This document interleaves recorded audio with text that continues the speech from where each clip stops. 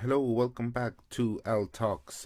This is an introduction video which will be featured in every episode after this one, but here we go. So, this podcast is Al Talks. My name is Alex George. I am a stand up comedian, and this podcast I created nearly 2 years ago to just basically chronicle my journey into starting stand up.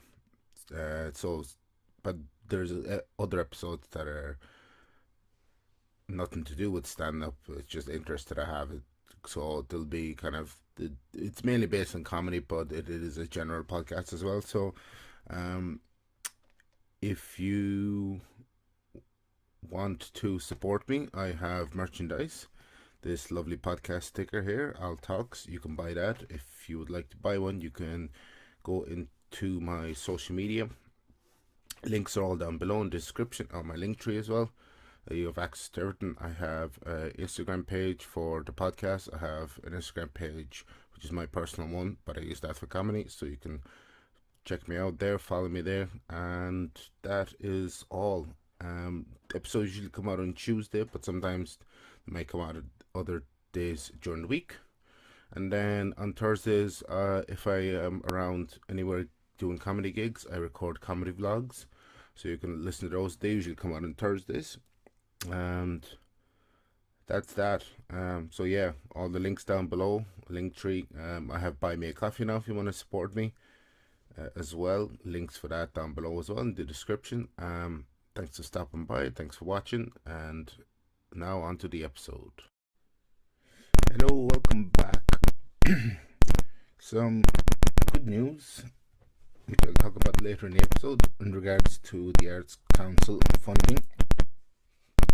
But first thing I want to talk about is a couple of things from listening to podcasts. One of them is a podcast that my friends do, called Brian and James Fuck Each Other, who are two comedians, James Cadden and Brian O'Toole.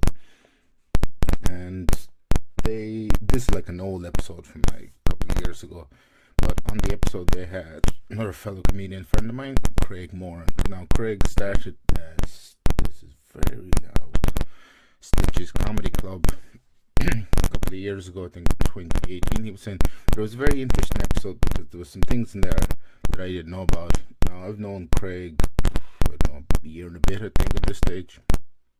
And actually Stitches was I think is one of the first comedy clubs I was in, other than the Haypenny, and I got to know him and the other two people that helped him run it, Orla and E-Man, very well, being very helpful and supportive, giving me gigs and advice and stuff like that. So it was kind of nice to listen to that episode where Craig talked about how he got into comedy and kind of the reason for it. And when he was talking about it, they were talking on all things comedy and stuff. But one of the kind of main things he said, he had this kind of epiphany, like, because he started doing sketches, and like he didn't think about stand up, and then he said, you know what, I want to do stand up. And he didn't want it to be this kind of thing where he regretted not doing it later on in his life. And because he was working as a barman, and he was the old bar manager, and he said he kind of losing words again. I'm kind of very tired as well, so I'm running on very little sleep, and it is very hot out. It's not a light in my room. It's, in fact, if I turn off the light, you can still see it's very, very bright. For once, it's actually sunny in Ireland. Just to go back to my point, he was saying that he didn't want it to be something like Craig was. He said, because he's working in that job and he left it and he's decided to become a stand-up comedian. And like I said, I met him early on in comedy, so it was kind of great to have that friendship and mentorship there. And but he said he was kind of late starting the comedy. I was actually talking to somebody recently enough about it who he got into stand-up when he's only done it 6 months, and he said, he's quite an older gentleman, and he was saying, do you think I'm too old to start? There's no there isn't any criteria for stand-up. There isn't, like, what some people were asking about, you can do it at any age. You can do it when you're fucking 93 if you want. Because when I started open mics, I say as I'm this big headline club comic. I still do open mics because it's, like I think I mentioned in previous episodes, very humbling, and I just start fidgeting with that thing. It is humbling because, like I said, I was doing a lot of club rooms, and then I went to an open mic and bombed horribly because I got used to a certain type of audience and I couldn't adjust in time. But that's why I keep going back to them.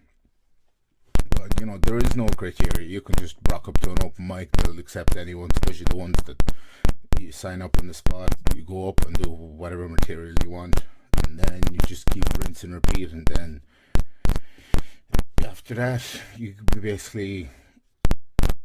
I got very lucky because I got great mentors in comedy, and I still talk to them.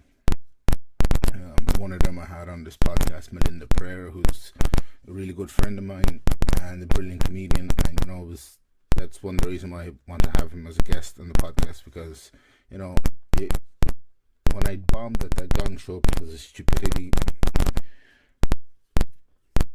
it's good to have someone there that supports you. And the Irish comedy scene is very supportive, and I've been lucky enough to bump in a couple of new people last year who are doing very, very well in comedy now. And I gave them advice that I heard from Joey Diaz, and I said, look, Joey said, it's actually funny that I mentioned Joey Diaz because I was listening to his podcast. Joey Diaz turned 60 this week, or last week at this stage, because this is later in the week. And he had Lee Sayat on, who him and Joey ran the podcast for a church that was happening now for like 10 years or so, a decade. And he, I've talked about Joey's new podcast, Uncle Joey's Joint, the whole time. But the reason I listen to it, because he gives inspiring words, and one of them was, he said, for that open micers that he bumped into, I was like, oh, I need advice. He goes, don't worry about the material, just go up there and do it on stage. Come down, hang out with the other comedians and just rinse and repeat. And I said those exact same words to a couple of comedians that started. I met them before their very first set, nerves and stuff like that.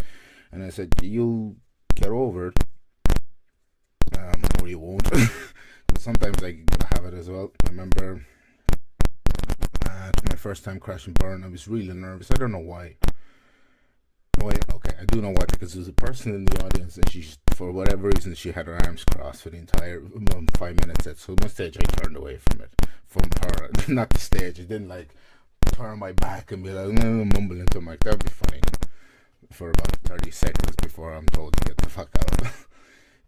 But so yeah, that was, and like I said, those people are doing very, very well, and it is advice that I was given, and I think I talked about a different episode. This is, at this stage, this is episode 112.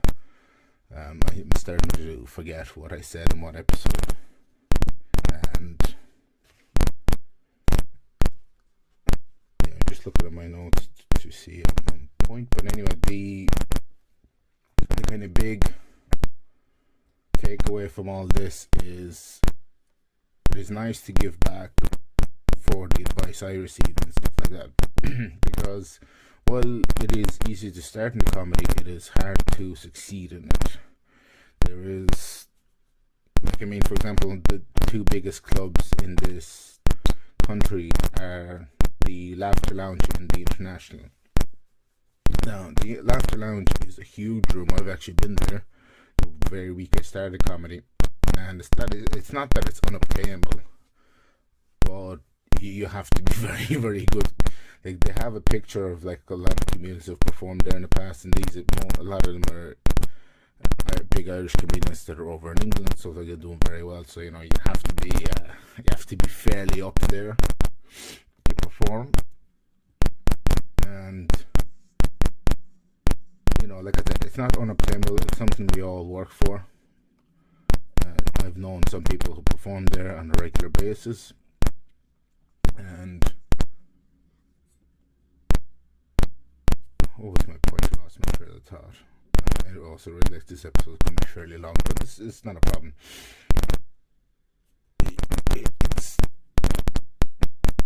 It's supposed to kind of bring it back to what Craig was saying. It was funny as well, like the three lads were talking. It's like, oh, anyone can get into stand-up comedy. You should try it. And James and Brian were like, no, don't do it. It'll ruin your life. And it does. Okay, I've become obsessed with it. It's pretty much all I think about. Give me a sec. And not ruining my life much. Lack of sleep, lack of any. No, it is great, and I enjoy doing it, and I enjoy performing it. And kind of another thing to get back to, in a different episode of Uncle Joey's Journey, he was talking about green rooms, and they think like, oh, there's cocaine and hookers back there and blah blah blah and all this stuff. And I've been to a couple of green rooms, and to be honest, it's not. It really, really isn't. Because all it is just a lot of the green rooms, the ones I've been in, it's just comedians being chill, some people reading over their notes or just talking about stuff that happened in their lives and stuff. It's not a party back there. The ones I've been in, yeah, there's two that have been as a fridge with some beers. It's nothing crazy. Like, there isn't strippers back there, and whatever other things you may think. It's maybe like a big comedians like Chappelle or someone like that. They might have or whatever, but these, it's not what you think it is. Not to the ones I've been to anyway, and from what I've seen on the circuit, all the other ones around the island have pretty much the same. It's just the place where you basically compose your thoughts and stuff like that. Because I know some comedians that they show up, but they would just go away in a quiet corner, read over their notes, and kind of fully prep for it. I should probably do that a lot more, but I like going over the other comedians and talking and stuff like that, because because especially like Show Me the Funny, like I was telling you, I knew everyone there apart from one person, but it was just, even before we waited for everyone to come down to see what the running order was, Jerry was like, I'd just go over the rules now because two people were running late. And he was saying, he goes, and you can go back to mingling, but I can see you're already mingling, because that's the great thing. Like, I mean, it's not a huge community, but it's also big enough, and it's ever expanding and ever growing, which is really good. Like I said, a couple of comedians started last year, because this year I'll be heading into year 4 of comedy. I think I'm actually recording this on the 22nd of February, but it's going to be 22nd of March. I think it is. It's 22nd of March. And now the computer's unhappy. It's like, how dare you turn me on? And this notebook is falling apart. Yes. 22nd of August 2019. God, where does the time go? Time doesn't wait for no one, which is why you shouldn't waste it. Anyway, because computer's getting cranky and I've been talking for way too long, and I fear I may lose my voice. Call back to the last episode. Look, I'm doing callbacks now.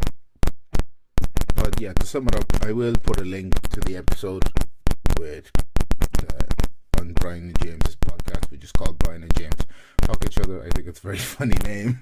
Some people actually do think they're in a relationship, which is true, but no, they're not. I don't know.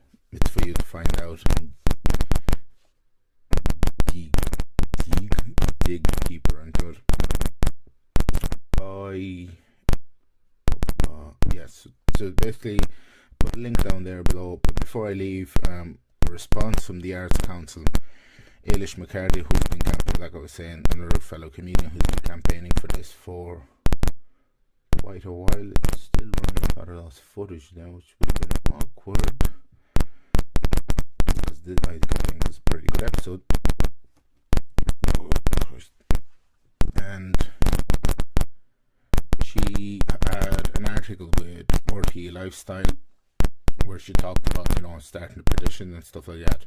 And she actually got a response from the Arts Council who said their response was, we'll be looking into it and hoping. Let me just go to the article so I don't fuck up the wording, because that could happen.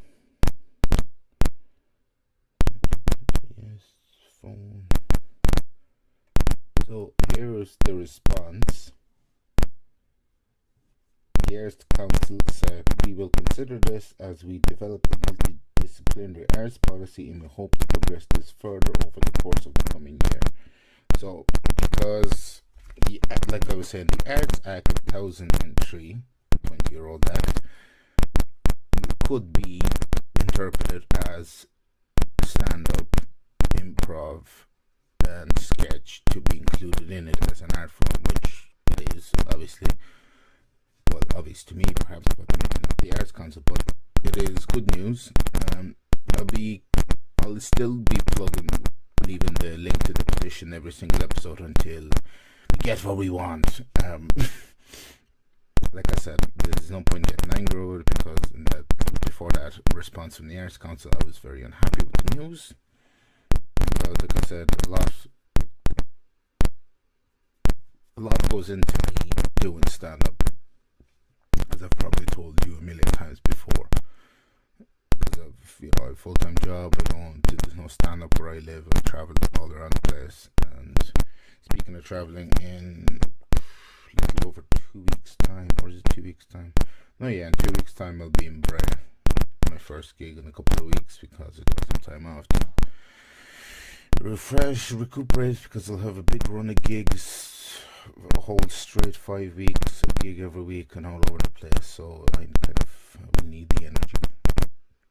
But I will leave the episode there, because once again, computer is not happy. So it's quite a long one. I hope you enjoyed and listened to it, and I shall see you all next week. As per usual, links in the front to everything down below, blah blah blah. And that is all. So thanks for watching, thanks for your support, and I'll see you next week. Bye.